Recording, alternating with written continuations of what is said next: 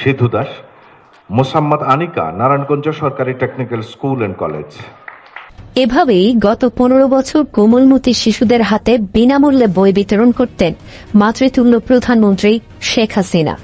কিন্তু এবছর এ কার্যক্রম করতে অনীহা প্রকাশ করে অবৈধ ইউনূস সরকার। লুটপাট জঙ্গিবাদ উত্থানে ব্যস্ত ইউনূসগণদের নজরই ছিল না এই পাঠ্যপুস্তক কর্মসূচির দিকে।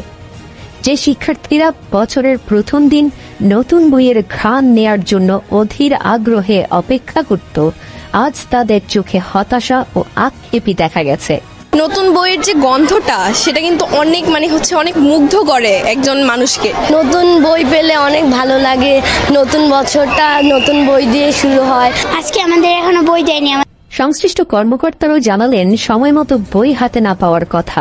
মনে হচ্ছে না যে নতুন বই এই পর্যন্ত মনে হয় না এক সপ্তাহ বেশি, এক সপ্তাহ আরো সময় লাগবে। বই আসে নাই, ক্লাস 4, 5 এখানে আসে নাই। অবৈধভাবে রাষ্ট্র ক্ষমতা দখল করা ইউনূসরা দেশের উন্নয়নের জন্য নানা সংস্কার কমিশন করলেও মূল জায়গা শিক্ষা খাত নিয়ে তাদের কোনো ভ্রুক্ষেপ নেই। একদিকে ছাত্রছাত্রীদের অটো পাস করিয়ে দেওয়া হচ্ছে, অন্যদিকে গত 5 মাসে কোনো শিক্ষা প্রতিষ্ঠানে হচ্ছে না ঠিক মতো ক্লাস।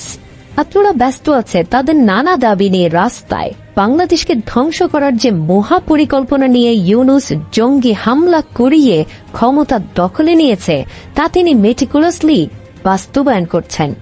আর তারই ধারাবাহিকতায় ধ্বংস করে দিলেন বাংলাদেশের শিক্ষা ব্যবস্থাটাকেই।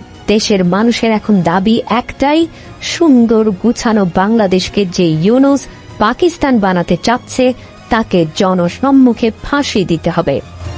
Desk report, বিবাংলা.net।